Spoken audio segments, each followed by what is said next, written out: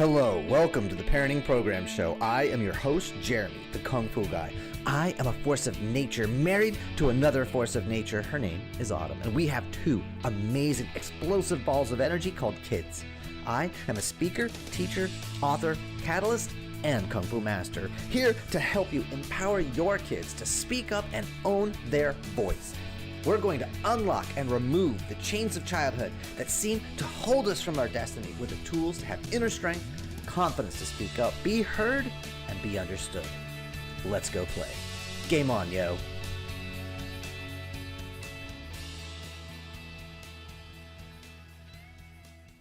Hello and welcome to the Parenting Program Podcast. I am your host, of course, Jeremy, the Kung Fu Guy, and today we are being joined by a friend of mine who actually I was on her podcast, episode number 79 of The Inspire Cafe. And let me tell you just a little bit about Kathy De La Torre. She is the founder and host of The Inspired Cafe, a weekly podcast where she interviews people from around the globe who share their stories of overcoming adversity, yet somehow they were able to come out on the other side with a positive. These stories are not only about resilience, one of my favorite words, but also for people willing to share their experience in order to help other people. Unfortunately, she was a domestic abuse survivor and former photojournalist for the daily newspaper, and she honed in on the positive news stories rather than cover the bad news. And although she no longer works in the media, she does have a desire to make that good news known, and that's what drives her forward. Now, she's on a mission to create a source of positive ripple effects. If one stone could be cast in the water and it could make that small wave that reaches to the shore, imagine what one voice could do to inspire others to be in a more positive mindset. So, Kathy, welcome to the program. Thank you. I'm so happy to be here. And so just real quick, in your own words, I mean, I read that bio, but in your own words, a couple of sentences, how would you describe the work that you do and where you are now? Okay. Well, I've had several careers that led me to creating the podcast. And just like you said, I used to work for a newspaper, and my forte was going out and scouting out positive news stories, even though I wasn't asked to do so. But anyway, after I left the newspaper, I just really craved that inspiration. And so I always listen to podcasts, so why not start a podcast and focus on the things that I wanted to hear and talk about? And that's how I met great people like you, Jeremy, who have great stories. Everybody has suffered some kind of adversity. The Department of Veteran Affairs, they say that 6 out of every 10 and 5 out of every 10 women experience at least one trauma in their lives. So it's just, so common. I don't know anybody who has not suffered some kind of adversity, but we don't talk about it. We don't. And so what my goal is, if we could share those stories, what is that secret ingredient that Jeremy has? Because Jeremy, you have a very successful story, and now you're helping tons and tons of people. Mm-hmm. So if we could, ideally, if that would be great, a magic bottle, would capture Jeremy's magic secret and share it with the world, and let's get some of that. So that's my goal, and that's the whole premise of the podcast. Beautiful. Yeah, and I absolutely agree with you that everyone's been through some sort of trauma, difficulty. It's like, pain's a part of life, suffering is optional, but we have to learn and we got to share, because success leaves clues. And when somebody has figured a way out, there's a pathway that we can model. We can take pieces of that, what feels authentic to us. And I think a lot of people, they get so much energy from staying in trauma or staying in pain that becomes an identity. And it's like, this is who I am, and this is where I am, and I don't know how to get out of it, but this is what I deserve. And I know that was part of my story once upon a time. And so I know, you've been through some really interesting experiences in life, both positive and negative. I mean, I believe you said 5 career changes. Yeah, that's right. So is that more an issue of you don't know how to focus, or is that more of an issue of I keep being inspired to higher and higher levels? What would you say? Well, depending who you ask, is both, right? But I think I get like a 7-year itch. I do something for a while. I'm like, you know what? I learned it, and I learned it to do it pretty well. But I think I want to learn something new. And so I just constantly crave the newness of learning something new. Yes, I've done it for 7, 8 years, maybe a little bit more, but I want to try something new, something that challenges me, inspires me all over again. I love that. I have a Kung Fu brother actually who on purpose every 7 years he reinvents himself. He goes in a new direction. I met him when he was 68 and he started taking classes with us. And my introduction was I came into class on Saturday morning. Grandmaster Ming is like, "Oh, hey, we have a new student. He's down from Cincinnati." "Oh, okay. Go ahead, get your gear on. You guys should spar." So we were doing sparring, and so we're playing the game. And he punched me in the head, hit me right across the head. I had stars. I was like, "Oh, that's how it is." Okay. So I like kicked him in the stomach and backed him up, and I was like, "All right, let's do this." And then afterwards, I found out, oh, he's 68. I was like, "Oh, well, he hits like a freight train, so he deserves it. I don't feel guilty here." I'm sure he appreciated you being, tough on him. Oh, absolutely. He's a beast. And I mean, he's in his late 70s, early 80s now, and he's still a beast. And yeah, it's like, I want to be like you when I grow up, John. You're a pretty awesome guy. So, so you have the podcast. What other kinds of things are you doing besides the podcast? Is that just your main focus at the moment? Yeah, so it's the podcast, and I just recently became an ESL instructor, Oh, in teaching wow. English as a second language at my local community college here in Santa Fe, New Mexico. And the reason why that got me interested was twofold. One, my grandparents were immigrants from Mexico. Mhm. They all became US citizens, but Very cool. they didn't know how to speak English, and that really was challenging for them. And so I remember their experiences, and so I wanted to help people. And then the second reason is growing up, I wasn't taught speaking Spanish. I had the Oh, wow. opposite problem.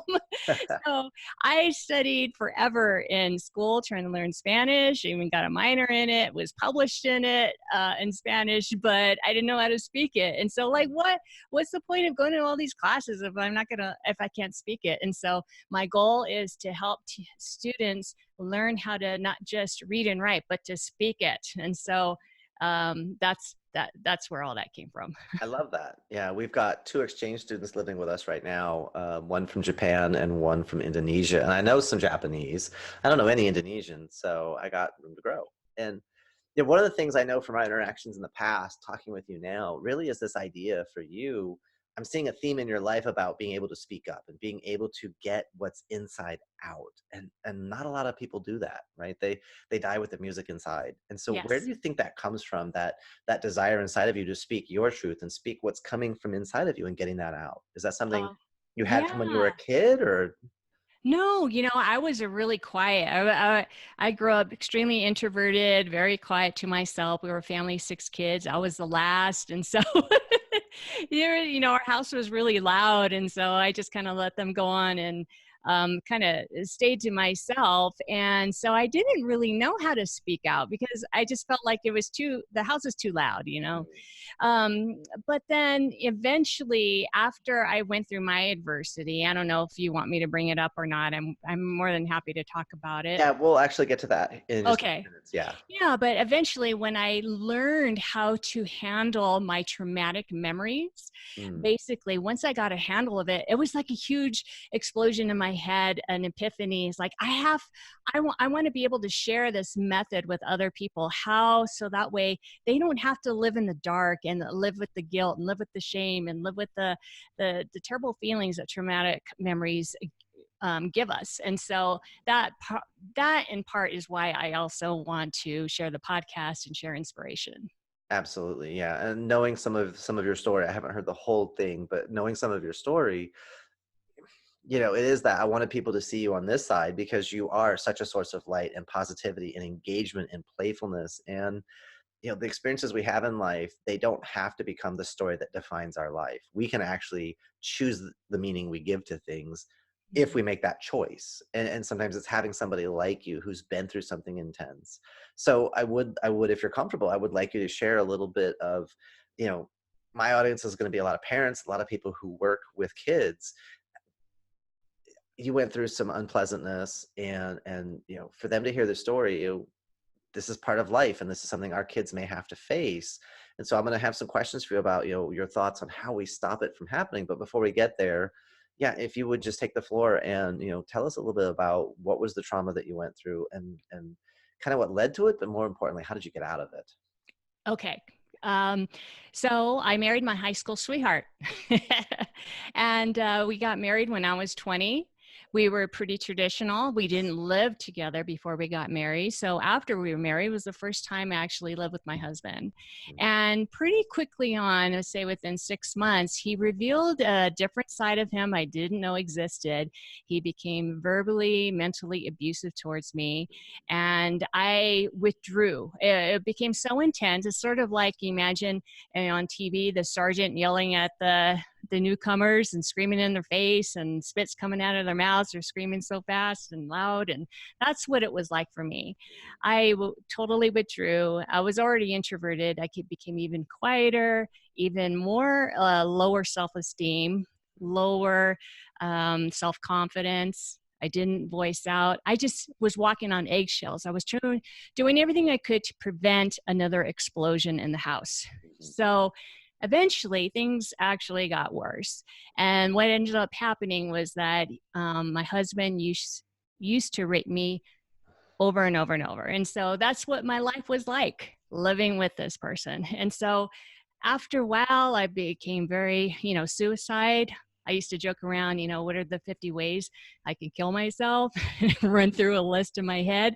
But I joke about it now, but this, in all seriousness, I just thought that that was the life that I had chosen. I picked my husband. It was all my fault. I chose him.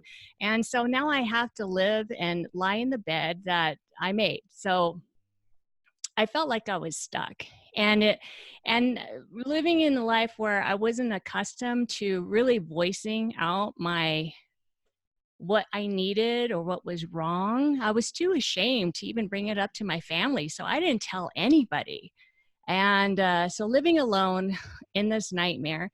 And then finally, we had a big explosive fight.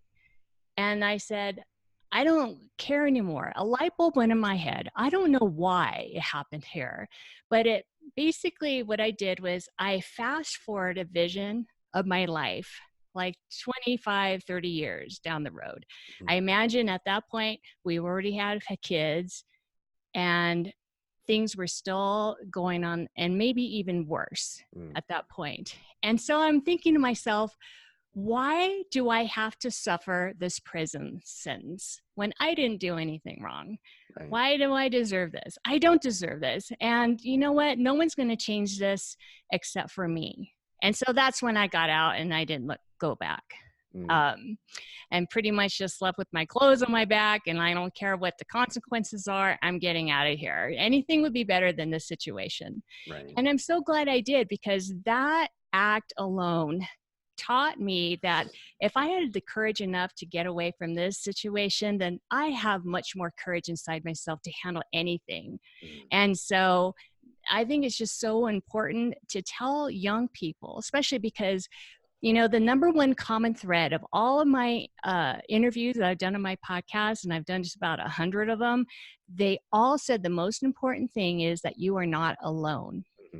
Please share your story. You are not alone. It might feel like you're the only one suffering through this, and it's horrible and terrible. I know firsthand it's horrible and terrible, but I just want to instill that you are not alone. Please go and talk. I wish I talked to somebody. I wish I went and got help. I wouldn't have to have suffered all of those years of abuse. And so maybe I needed to learn that lesson in order to find my voice. I don't know, but I'm just glad I did learn it. And so now, hopefully, by talking to people like you, Jeremy, and these podcasts, is that you can share the message that you're not alone. Please go and get help, and you do have the power to change things. Yeah, absolutely. And first, thank you for sharing. And second, I am so sorry that happened to you. And I think I speak for every masculine man who's listening, and they just want to reach through the microphone and punch him in the junk and grab him and just like hurt him and get him away. I appreciate that. Thank you. That is not how any, they use the phrase, real man, but the idea of a masculine man, we live to protect and to provide and to serve. And so that kind of stuff happening is not a great feeling for us to sit and hear, because we want to do something about it. We want to solve the problem. Yes. So I'm glad you got away. I'm glad that you were able to turn this into something very powerful and very positive, and you've done something. And you're exactly right. We've all been through trauma. We've all been through difficulty. When we speak and we share what's going on, the right people are going to resonate, because you're either going to get a loving response or a cry for help. Anyone who makes you wrong for the things you feel or the things you experience, that's a cry for help on their part. They need help. They need a better understanding. They need to go into their own stuff, because people who are genuine, they hear that, they're going to want to step in. They're going to want to just naturally protect and provide and be a safe space. And Yes. so going into kind of a couple of things you shared with me just now as I'm listening, the first step is this idea that, this is, I made this choice, I deserve this, and somehow, and so, that idea of self-worth and where you stand and being able to speak up for yourself. And you grew up in a family, very large family, a lot of people, very loud, and it was just easier to just be kind of comfortable and just kind of like be here. But then that was attractive to your high school sweetheart, but it wasn't enough, because he even tried to make you go even smaller. Yes. Yeah. So really being around people that are going to lift us up and grow us and expand us, people who are excited for us to be who we are instead of make us wrong for who we are. Absolutely. Absolutely. And so, just I think you hit it on the head, Jeremy. I grew up in a very loving house. I love my family, and then they did not do anything wrong. It Mm-mm. was just the way I felt about myself. Exactly. It really was all on me, and I Yeah. just needed more practice in voicing myself. Right. And if I had more practice growing up, Hmm. I think maybe I would have been a little bit more tooled and better prepared to how to handle the situation. Absolutely. So in the work that I do, I talk with people about what we call data points and then trend lines. And so you had a trend line of not speaking up. You had a trend line of just take a step back. It's okay. My brother, my sister, my mom, my dad, they can. And it doesn't mean they didn't love you. It doesn't mean they didn't provide for you or care about you. It's just on an energetic level, they were quicker to do certain things. And so parents, those of you listening at home with multiple children, pay attention, make sure every single child has something that they do care about and that they can voice up and speak about and kind of like lead the family, if that makes sense. Let Yeah. them be the boss. Let them describe, hey guys, I want to do this thing. And kind of everybody gets a chance to do a family project. So everyone's getting trained how to lead, how to follow, how to listen, all those great skills.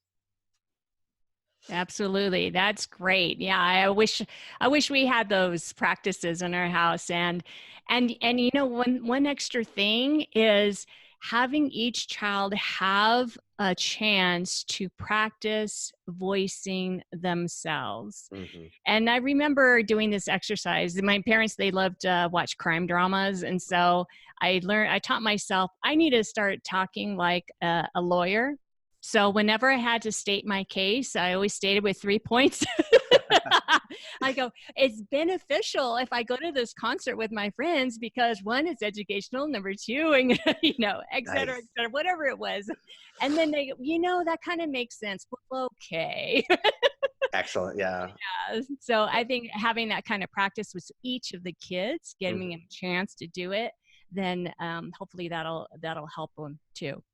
Absolutely. So, thinking about kind of your own life experience and, being in just a horrible situation and being able to get out of it and the things you've learned and grown, if there were three things that you could recommend parents to do, if there were three pieces of advice you could sit like all the parents of the world, just sit them down and be like, hey, parents, here you go. Do this, do this, do this. Life will be better for you. Life will be better for your kids. What would you say to them? Okay, so one was just what I just explained, giving each kid a chance to learn how to um, constructively argue a point. Hmm. Not just like, well, because, I heard because, and I said, that's because I said so, I don't, so don't let the conversation end there. If you're having a real issue with over something particular with a certain child, have a conversation and constructively debate it out. Hmm. So give your kid a chance to be able to debate with you because that builds their strength when they grow older and become adults. The second thing is to learn to forgive and forgive fast. Hmm. So if somebody does something wrong to you, Billy just punched me in the gut, whatever. Have the exercise to forgive quickly. Hmm. Don't hold grudges. Hmm. So Yeah, teach that's good. kids that. Um, three, again, is take responsibility for yourself. So if somebody is always doing something to another kid, and they're always playing the victim, the conversation needs to be, okay, how do we change this around where you're the victor and not the victim? Mm. There's always something to be learned, no matter how despicable the experience was. There's something to learn. And when we learn, that means we become the victor in the situation. We're not the victim. Because if we learn to be the victim when we're a kid, we learn to be a victim the rest of our lives. Everyone is just doing stuff to us. It's never our fault. We don't have any say in it. So I think those are the biggest points that I could share. Yeah, I like that third one especially, because the way that comes out for a lot of parents is, Billy hit me, well then hit him back. Like, assert yourself, and we don't necessarily say it that way. We don't think, well, my child needs to learn how to, take back your power, and then you should, assert yourself out physically. And we don't think that way, but that's what we're saying. Yeah. So yeah, you have, well, if you don't like it, then don't do it, Right. Think, guys. And then what would you say are two things that parents and families, they should stop doing? That they should stop doing. Mm-hmm. Well, I think sometimes when somebody voices an opinion on something that is sensitive, we make a joke, and it's easy to make a joke about it because we don't want to get into the deep conversation, or we don't want to, instead of it's like, oh, make a joke, oh yeah, you're always being silly like that or whatever, and try to pay attention a little bit more when a sensitive subject or a question pops up. Well, what do you mean? What interests you about that particular subject? Try to ask questions. There's this thing I learned in sales called the question game.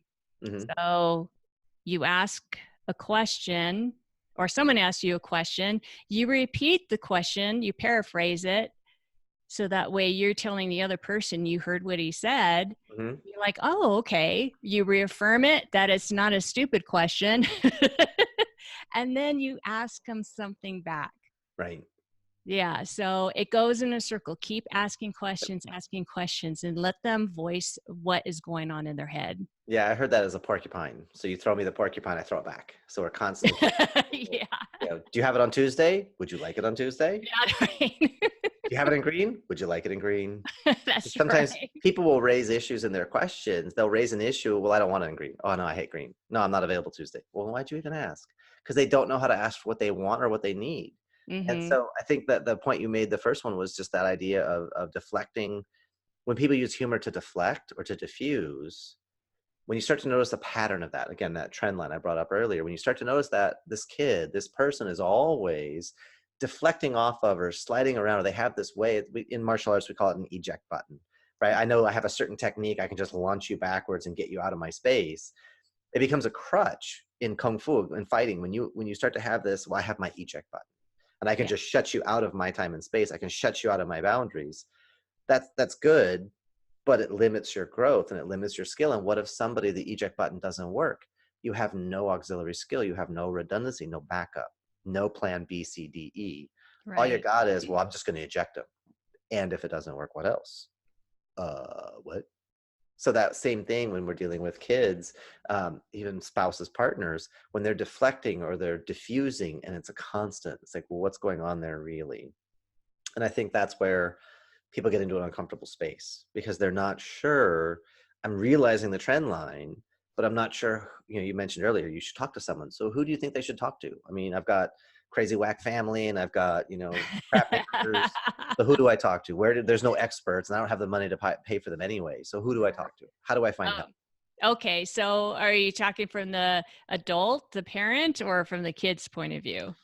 Let's say the parent has noticed either with their kids there's an issue or even with their partner there's an issue, but it's the adult taking action versus the kids taking action.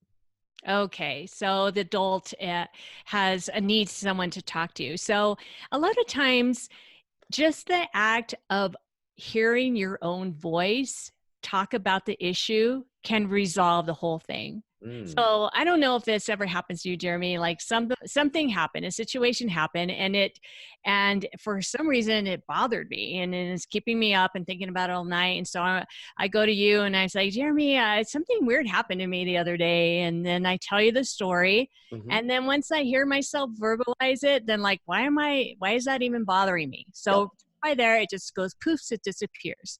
But if it's a case where it is something more serious, then that's when we need to either talk to a friend. We need to maybe, if you can't talk to a friend that you can trust who will listen to you, then maybe talk to a counselor or your pastor, your priest, maybe your coach.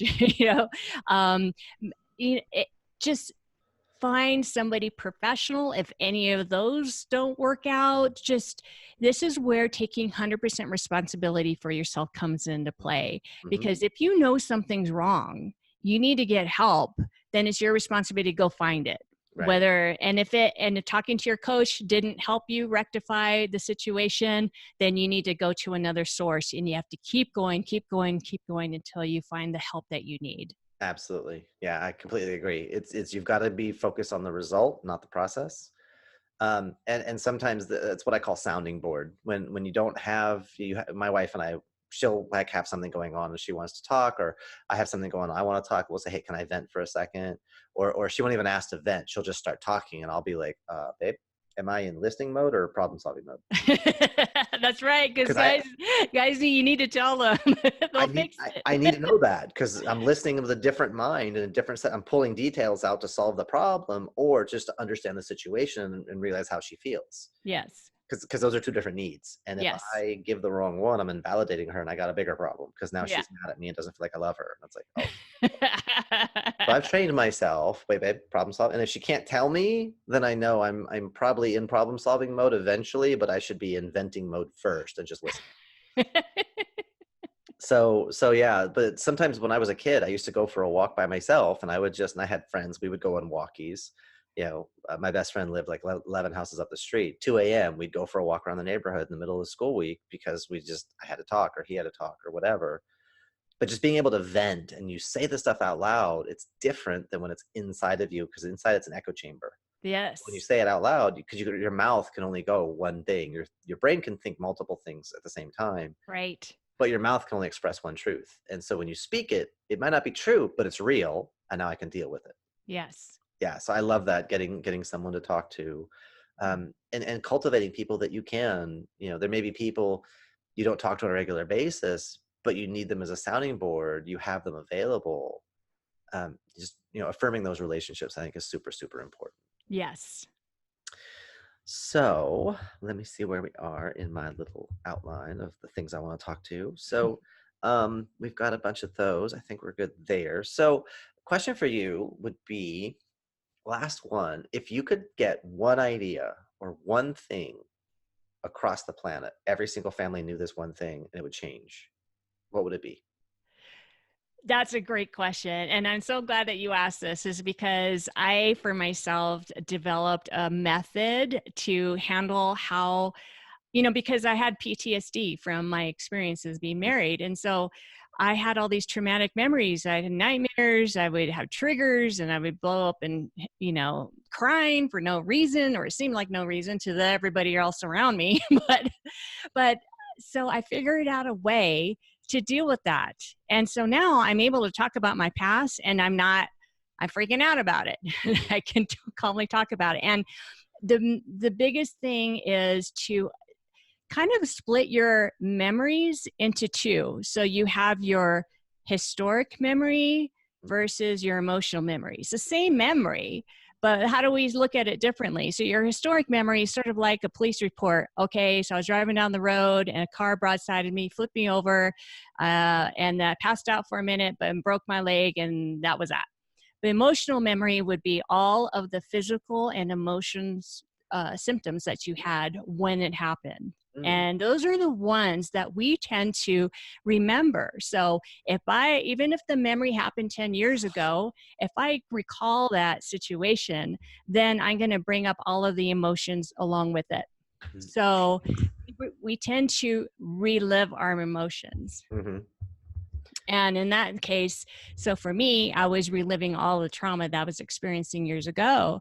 And so the way I decided or figured out how to look at it, if we split those two up, now I'm looking at it historically, not emotionally. I learned how to detach the emotions. I'm Mhm. not deleting the memory. The memories are important. We learn life lessons from them, but Absolutely. now I can look at it this way. Mm. And the very big difference is a reminder to ask yourself or tell yourself this: memories are not tangible.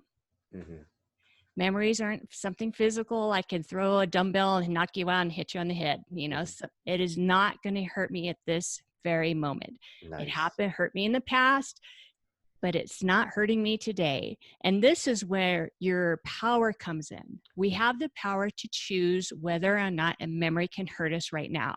So if we learn these steps, I have this 3-step process, but if we learn those steps, just right there is the gist of it. Perfect. Knowing that your memories are intangible, they cannot hurt you right now. And so don't allow it to. It's a Right. choice. It's a choice. Yeah, I love that. And this is the first time I'm hearing this. And as you're describing it, I can just imagine somebody sitting down and you're writing down the police report in black ink. And then you've got a colored pen to write down all the emotional stuff. Yes. And then you can just kind of like left brain, right brain. You can see the two sides now. And in my parlance, I would say, which story do you want to tell? Right? Because is the story worth telling? Which story? And then I can even pull out which parts of each side, because there's Yes. the lessons learned from the emotional side and how I recovered from it and how I'm more powerful now. Every superhero has a tragic background. There's not a Yes. single superhero that's like, yeah, life was amazing, and then it got even more amazing, and then I am super amazing, right? Every hero has a tragic backstory. So maybe you're Yes. just a superhero that hasn't woken up to their powers yet. That's exactly right. Because the best stories are the ones from adversity, right? Right. The They gotta be underdog this. story. That's right. Yeah. Yes, I love that. So usually I try to come up with some kind of off the wall, goofy question. So I know you and I, before the interview started, we were talking about cats. So what's your favorite animal and why is it your favorite animal? And I already have an idea what you might say. Yeah. Well, I got 2 cats and I'm in love with them. So I would say for right now, I love all animals. I've had tons of animals growing up, but cats to me are the bomb. Yeah. Why do you like cats so much? What's the coolest thing about a cat? I like them because they're so independent. Mm, They just, they've got their own deal going on, and there's no forcing them to do anything. nope. You just take it or leave it, and that's like a really good practice, because that's how we should treat everybody. Right. Don't try to force them to be and fit in this box of what you think they should do or be or however. Just let them be. Absolutely. Yeah. If Yeah, you can appreciate someone for who and what they are, life gets a whole lot easier. that's right. Yeah. So now question for you is how do people get a hold of you, follow you, where they find you online, know what you're doing lately? Okay, great. So they can find me at theinspirecafe.com. My email's on there. So if you want to reach out, ask questions, get a hold of me, you can do it through there. And then I'm on all podcast platforms, The Inspire Cafe. Awesome. That will be perfect. And last parting piece of wisdom you got? Anything you want to share? Just be open to learning and constantly improving yourself, because there's never a moment when you graduate from this. Nope. Nope. Life is No, a so process. just keep learning, listening to great podcasts like yours, Jeremy, and just be open to possibilities. I love it. Well, Kathy, thank you for everything today. I think we got some really good nuggets of wisdom in here, some tangible ideas of things we can like take going forward, especially on the mental emotional. And, for those families that have multiple kids and you do have that quiet one, make sure you're giving them a chance to speak up. Make sure you're giving them an opportunity to really engage with the family and even lead the family from time to time. And leading doesn't always mean you're up in front cheering and yelling and screaming and rah rah sis boom bah. There are those quiet, stable, solid leaders that just when they speak, everyone pauses. So leadership takes all kinds of shapes and forms, but give your children, each other, give yourselves access to that power, to have that influence, to have that rapport. So thank you from me and from my audience. You've been wonderful, and we'll have to do this again. We'll find another topic to come up and talk about. and you make That'd it be a great one. That would be wonderful. Thank you so much, Jeremy, for having me on your podcast. Thank you, and you make it a great day. Bye. Bye.